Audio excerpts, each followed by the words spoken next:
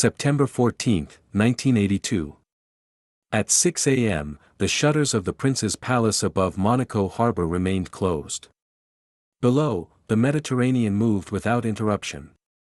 Fishing boats traced familiar lines across water that had reflected the Grimaldi residence for more than 7 centuries.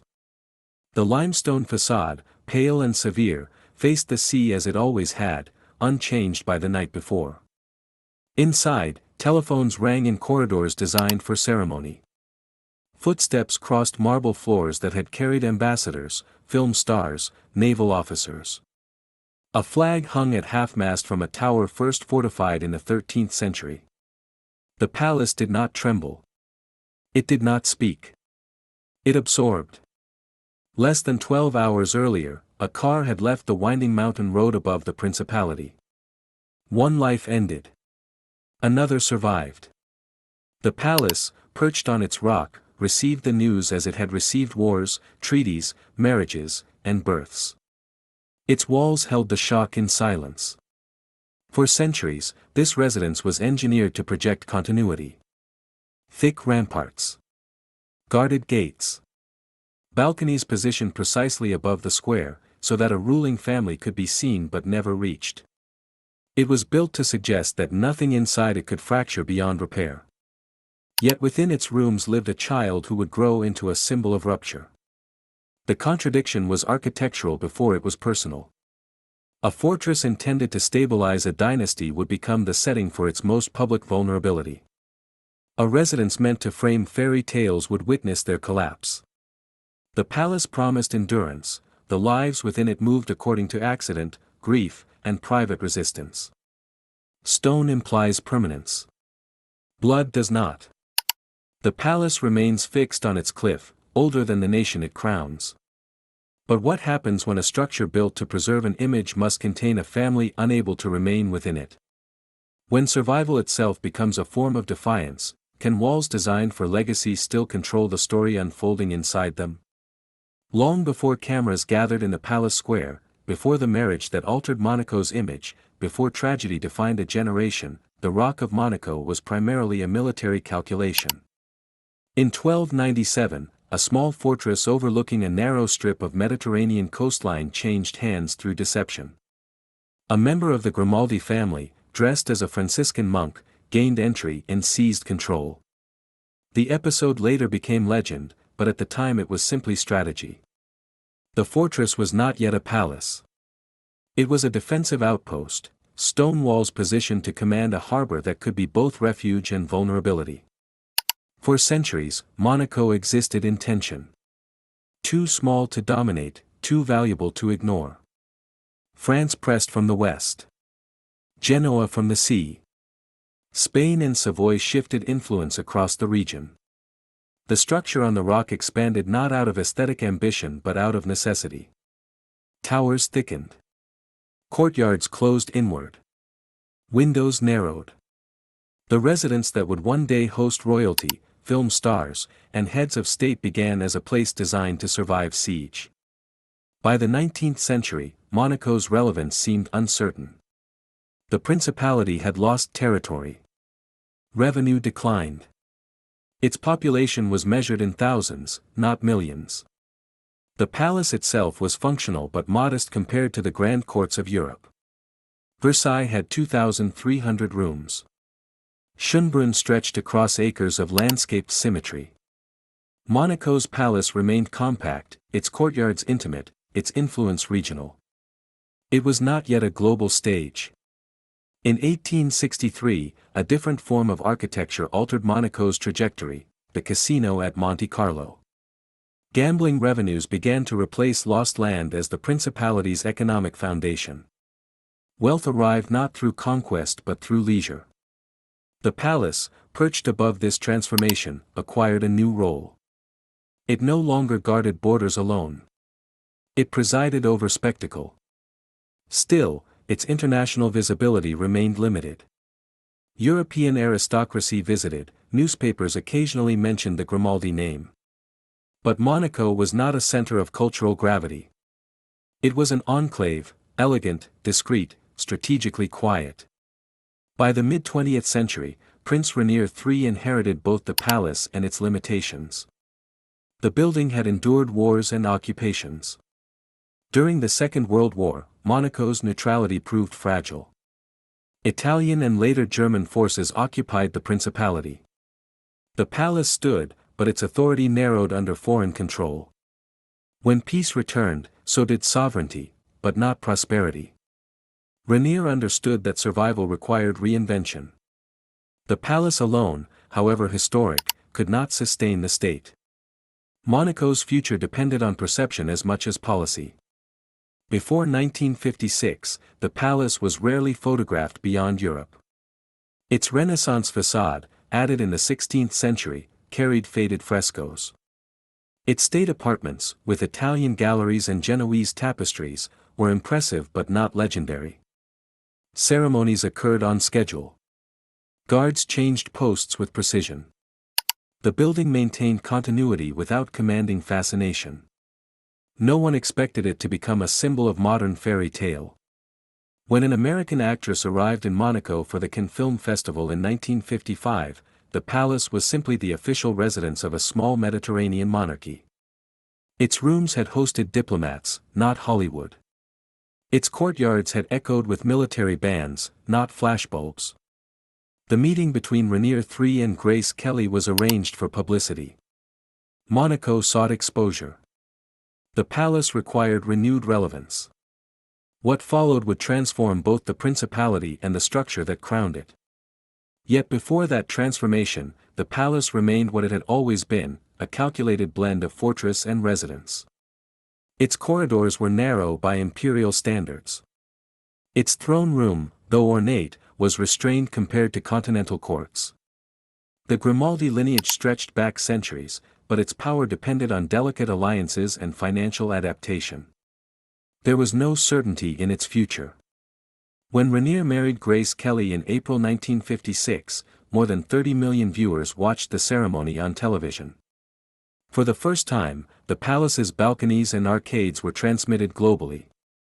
The stone facade became backdrop to narrative. Monaco's identity shifted from strategic enclave to romantic destination. Architecture that had once guarded against invasion now framed spectacle. Within a few years, tourism expanded. Real estate values increased. The palace became both residence and brand.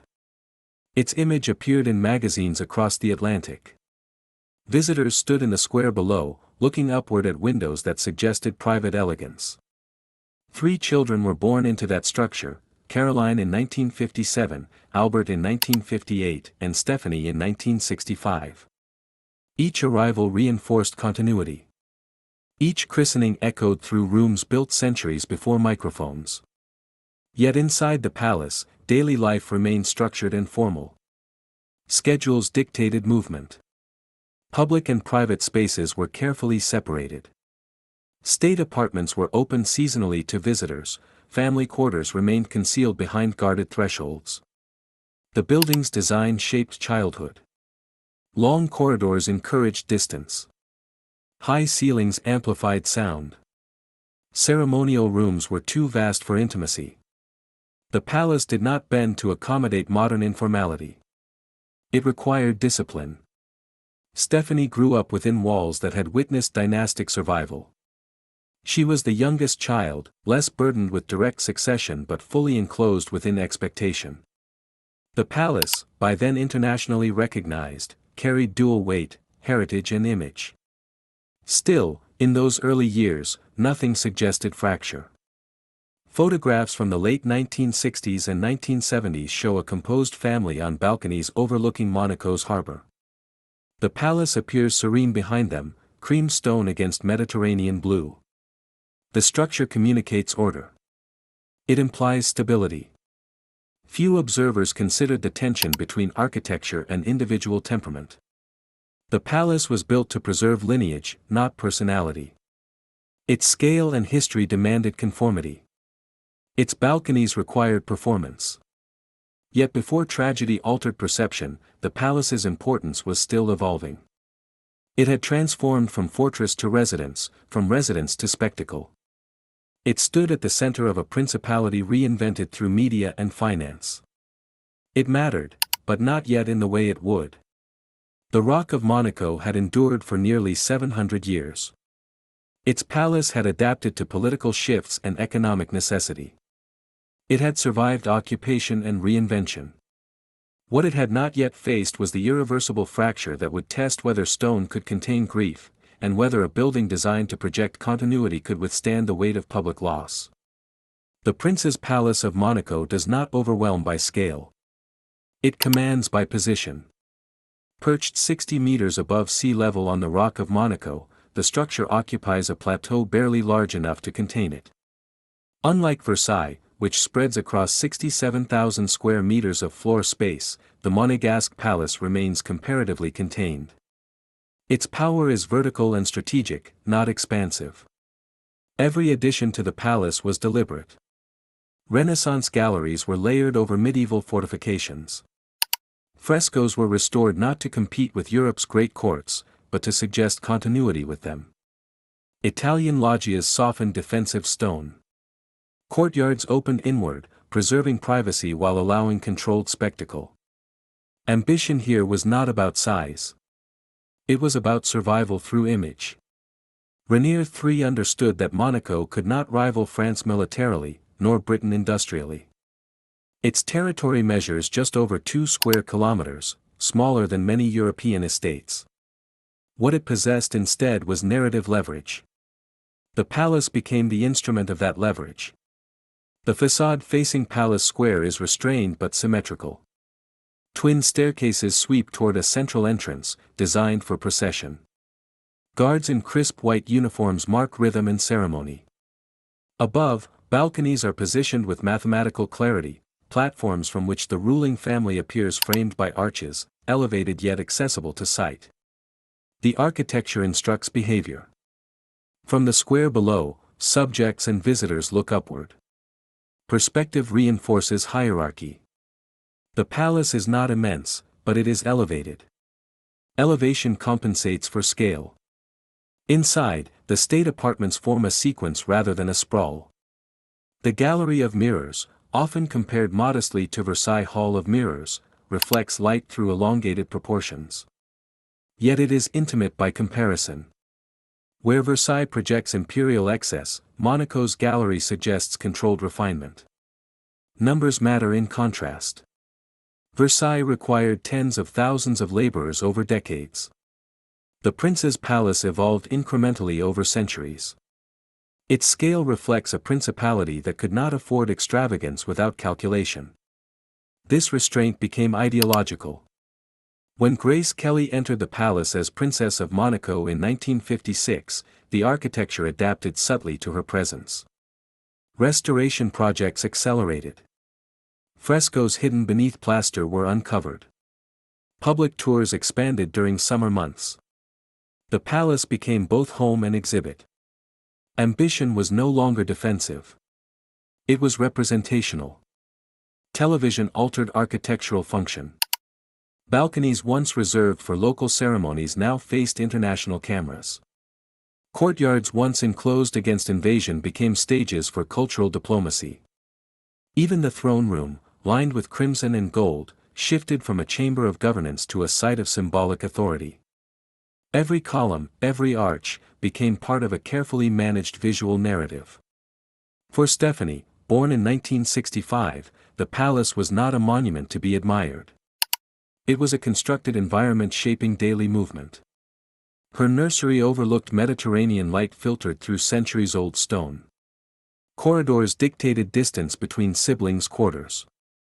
Private apartments remained separated from ceremonial spaces by thick doors and protocol. The building made distinctions clear: public versus private, heir versus spare, appearance versus feeling. Unlike sprawling estates in England where heirs could disappear into parkland, Monaco's palace offered limited escape. The Rock is finite. The courtyard is enclosed. From nearly every vantage point, the sea is visible, a reminder of both beauty and confinement. Ambition shaped these limits. Monaco's survival depended on clarity of identity. The palace embodied that identity. It had to appear timeless, even as the principality modernized its financial systems and cultivated global wealth. It had to suggest aristocratic depth while operating within contemporary media. Architecture became the anchor. Renier's projects reinforced this. Restoration of medieval towers emphasized lineage. Opening sections of the palace to paying visitors linked heritage with revenue. The building performed dual labor, residence and economic engine. Yet ambition inscribed tension into stone. The palace was designed to project unity. Its balconies required collective appearance. Its ceremonial halls required synchronized movement. Individual deviation could not be absorbed without visible strain. For a dynasty dependent on perception, the building's visual coherence mattered as much as governance. Stephanie grew within this structure of intention. As the youngest child, she was not expected to inherit the throne, but she was expected to embody continuity. Her presence on the balcony during national celebrations reinforced familial completeness. The architecture positioned her beside her parents and siblings in calculated symmetry. The palace did not allow asymmetry without consequence. Even leisure was spatially structured. The courtyard hosted formal receptions. The gardens below the rock provided limited reprieve. Privacy existed, but it was bounded by centuries of visibility. Ambition had created a space that was both protective and exposed. Unlike modern residences designed for psychological comfort, the palace prioritized legacy. Its ceilings rise to impress, not to soothe. Its marble floors echo footsteps, amplifying presence. Its windows frame Monaco as spectacle, not retreat. In this environment, behavior becomes performance. Renier's marriage had amplified the palace's symbolic power. Grace Kelly's cinematic past merged with dynastic continuity, elevating Monaco's global profile. The palace was no longer simply historic. It was mythologized. Ambition had succeeded. But architecture built to sustain myth carries inherent rigidity. It assumes stability of narrative. It presumes that those within it will conform to the image it projects. Stone does not adapt quickly to emotional fracture. By the late 1970s, Monaco's skyline had modernized. High-rise apartments rose along the coast. The principality expanded through land reclamation, increasing its territory incrementally. The palace, however, remained physically unchanged atop the rock, an anchor amid transformation. Its stability became symbolic contrast to the fluidity below. For Stephanie, adolescence unfolded within this tension. The palace stood as testament to centuries of calculated endurance. It implied that identity could be inherited intact. Ambition had made the building precise. But precision leaves little room for deviation. Mourning inside the prince's palace followed a pattern older than most European constitutions. At precisely scheduled hours, shutters opened to Mediterranean light. Staff moved along service corridors designed to remain invisible to visitors. The scent of polished wood and sea air mingled in long galleries where portraits of Grimaldi ancestors lined the walls. The building functioned like a disciplined organism. Each chamber had a role. Each threshold marked transition. Daily life unfolded within architecture that separated appearance from intimacy. The state apartments, throne room, blue room, Mazarine salon, were rarely used casually. Their ceilings rose too high for ordinary conversation. Their ornamentation implied ceremony even in silence. Family meals did not occur beneath frescoed vaults. Laughter did not echo comfortably across marble. Private quarters existed deeper within the structure, yet they were never entirely detached from its public function. A corridor could lead from a child's bedroom to a reception hall within minutes. A staircase might carry a princess from homework to handshake with foreign dignitaries before the hour ended. The palace compressed roles. For Stephanie, childhood was defined less by space than by surveillance of expectation. As the youngest child, she was shielded from direct succession. Her brother Albert carried the weight of continuity, her sister Caroline embodied composure. Stephanie occupied a quieter position within the hierarchy, yet the building's design ensured she was never peripheral. Balconies required symmetry. National Day appearances demanded unity. The architecture framed the family as a single composition. From the square below, citizens saw a tableau: prince, princess, heirs aligned against Renaissance arches. The distance between balcony and ground, approximately 15 meters, created elevation without detachment. Faces were visible. Expressions were studied. The palace invited scrutiny. Inside, movement followed protocol. Staff schedules structured the day. Security dictated access. Even spontaneous activity was moderated by spatial awareness. The Rock of Monaco measures less than 300 meters across at its widest point. Escape into anonymity was nearly impossible. The sea was always present. Windows facing the Mediterranean provided expansiveness without exit. The horizon suggested freedom, yet the palace remained fixed. From certain angles, yachts drifted below, symbols of mobility and private autonomy. The contrast was subtle but constant. After 1982, the architecture absorbed a different rhythm. Grace Kelly's death did not alter the palace physically. Walls remained intact. Courtyards continued to host ceremonies. Yet the interior atmosphere shifted. Absence entered rooms that had been choreographed around her presence. The throne room, where official portraits once presented a complete family, now held an incomplete image. The blue room, where formal receptions unfolded, carried an undercurrent of fragility. The palace did not acknowledge grief publicly, it maintained schedule. Architecture reinforced composure. For a 17-year-old Stephanie, survival occurred within walls that had no mechanism for emotional accommodation. The building was designed to endure siege, not trauma. Its corridors amplified silence. Its ceremonial rooms demanded restraint. Public expectation intensified.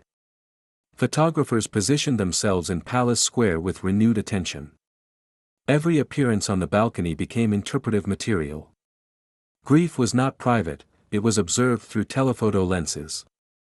The palace facilitated this observation. Its facade provided the stage, the family supplied continuity. When Stephanie appeared beside her father during national celebrations, her position was not incidental. Architecture required alignment. The absence of her mother was visible in spatial terms, a gap where symmetry had once existed. Inside, adolescence unfolded under heightened scrutiny. The palace offered few spaces free from inherited narrative. Portraits of Grace remained on walls. Rooms retained their arrangement. The building preserved memory without adaptation. Daily routines resumed, yet the structure did not soften. As Stephanie entered early adulthood, divergence from expected behavior created spatial tension. Media attention followed her beyond the palace gates, to concerts, fashion events, relationships outside aristocratic norms. Each deviation contrasted with the palace's rigid facade. The architecture responded by remaining unchanged. This immobility magnified contrast. When Stephanie pursued music in the mid-1980s, releasing pop singles that reached European charts, the palace remained a Renaissance fortress. When she appeared in tabloids alongside bodyguards or performers, the balconies above Palace Square continued to host ceremonial waves. Two narratives unfolded in parallel, one fluid, one fixed. Within private apartments, conversations occurred about image and responsibility. The palace did not intervene directly, yet it framed every discussion. Decisions were weighed not only against personal desire but against how they would reflect upon stone centuries old. Rooms that once contained diplomatic negotiations now held familial negotiation. Power dynamics shifted subtly. Prince Rainier's authority was both paternal and architectural. As sovereign, he inhabited spaces designed for command. His daughter navigated rooms structured for continuity, not rebellion.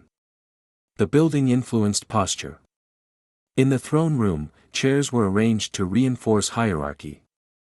In smaller salons, seating softened but did not dissolve formality. Even informal gatherings carried inherited gravity. The palace imposed coherence on a family experiencing divergence. Monaco beyond the rock continued to modernize. Financial institutions expanded. High-rise residences multiplied along the coast. Yet the palace resisted visual transformation. Its stone walls anchored the principality's historical legitimacy. This resistance intensified generational contrast. For Stephanie, identity formation occurred under the gaze of architecture that implied permanence. Her choices, whether artistic or personal, reverberated against stone that had survived revolutions and occupations. The building did not bend to accommodate experimentation. It endured. In time, Stephanie's presence within the palace became less frequent. Her life extended beyond its walls, into apartments, studios, and relationships detached from ceremonial rhythm. Yet the palace remained reference point. Each return for official events reinstated alignment beneath arches. Architecture does not forget. The palace had shaped centuries of Grimaldi behavior through confinement and elevation. It had reinforced unity through spatial design. It had absorbed grief without alteration. But buildings designed for continuity face a limit when continuity itself fractures. Stone can frame a family. It cannot guarantee that the family will remain framed. September 13, 1982 began as an ordinary descent. The road from Rock Agel, the Grimaldi family's country residence in the hills above Monaco, curves along steep inclines carved into limestone. Guardrails trace the edge between mountain and void. The distance to the principality below is measured in minutes. That afternoon, a Rover 3500 left the roadway. The car struck a retaining wall, then tumbled down the slope. Princess Grace sustained catastrophic injuries and died the following evening. Stephanie, seated in the vehicle, survived. The palace did not witness the accident. It received its consequence. Within hours, the Rock of Monaco transformed from residence to epicenter of global attention. News agencies gathered in Palace Square. Satellite trucks positioned themselves below Renaissance arches. The facade that had framed fairy tale imagery now framed loss. Architecture absorbed crisis without alteration. Inside, the throne room became a site of condolence. Black drapery softened crimson walls. Flags lowered. Footsteps multiplied along corridors designed for procession. The palace's ceremonial chambers, once instruments of celebration, were reoriented toward mourning. The breaking point was not merely personal. It was structural. Grace Kelly had functioned as a bridge between Monaco's medieval lineage and 20th-century media culture. Her presence stabilized the palace's modern narrative. Without her, the architecture remained intact but its symbolic balance shifted. For Prince Rainier, sovereignty continued. State duties did not pause. The palace required visibility. Appearances on the balcony resumed, though diminished in warmth. The building demanded continuity even as private grief intensified. For Stephanie, the event introduced permanence of a different kind. Survival within a dynasty shaped by spectacle carried implication. She had been present at the moment that ended her mother's life. Public speculation followed. Questions circulated in press accounts, about control of the vehicle, about memory, about trauma. The palace did not respond to rumor. It stood silent. Silence, however, does not neutralize scrutiny. In the months following the funeral, the palace resumed ceremony. National Day unfolded as scheduled. The guard changed at appointed hours. Tourists continued to pass through state apartments during summer. Revenue and ritual persisted. Yet the building's internal equilibrium had shifted.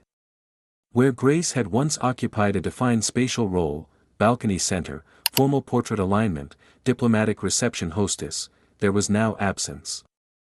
Architecture revealed this gap through symmetry disrupted. Family compositions required adjustment. Photographs showed slight asymmetry beneath arches.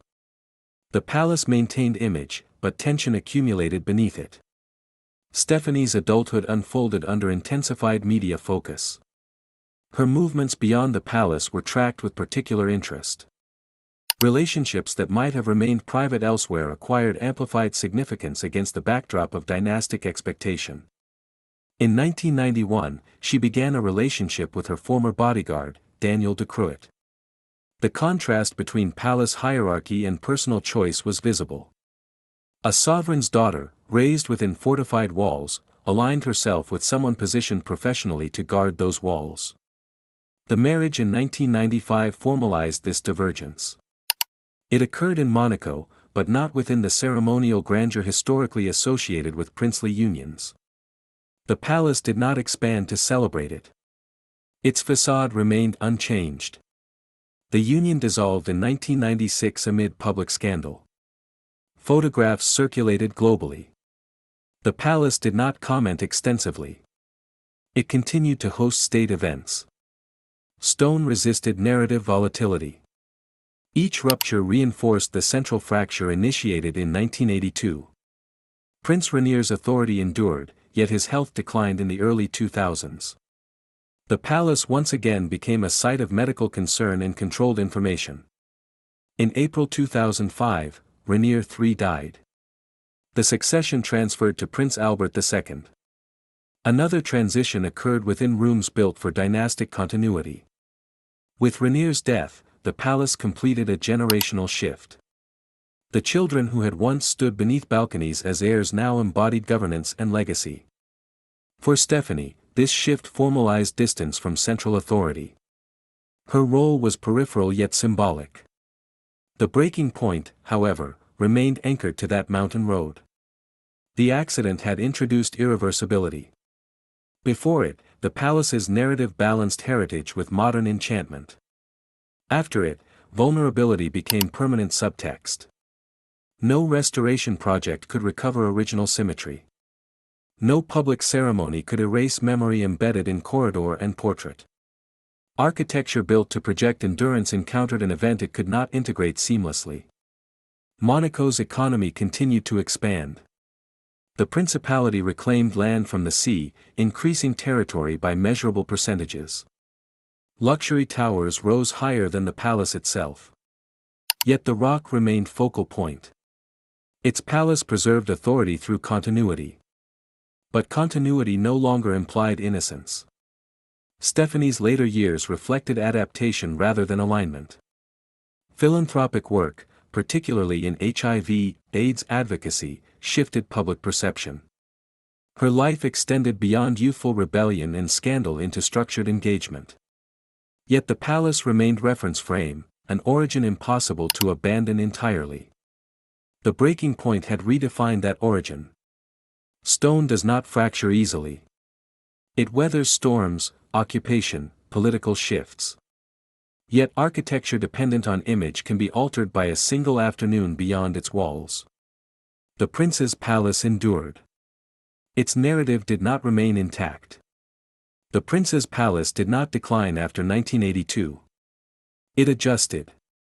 Unlike abandoned estates that crumble through neglect, the palace on the rock retained state funding, ceremonial function, and sovereign occupancy. Its limestone walls were cleaned. Frescoes were restored.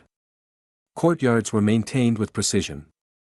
From an architectural standpoint, it remained intact.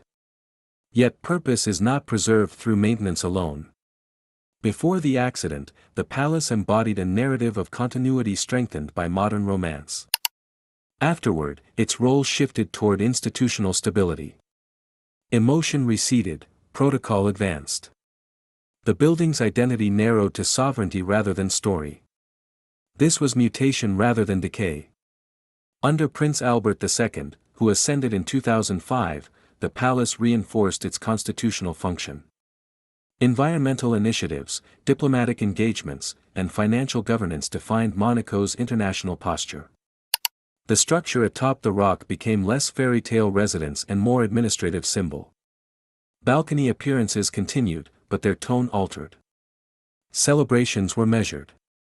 Spectacle softened. The architecture remained photogenic, yet it no longer carried cinematic myth with the same intensity. Tourists still entered the state apartments during summer months. They moved through the Italian gallery, examined 17th-century tapestries, stood briefly in the throne room. Guides described lineage dating back to 1297. The palace functioned as curated memory. Curated memory differs from lived mythology. For Stephanie, the palace's mutation mirrored her own. Her presence within official events became selective. She engaged in philanthropic initiatives, particularly through associations addressing HIV/AIDS, causes that required direct contact with communities far removed from palace ceremony. These commitments unfolded largely beyond the rock. The contrast between architecture and activity grew clearer. The palace symbolized hereditary authority.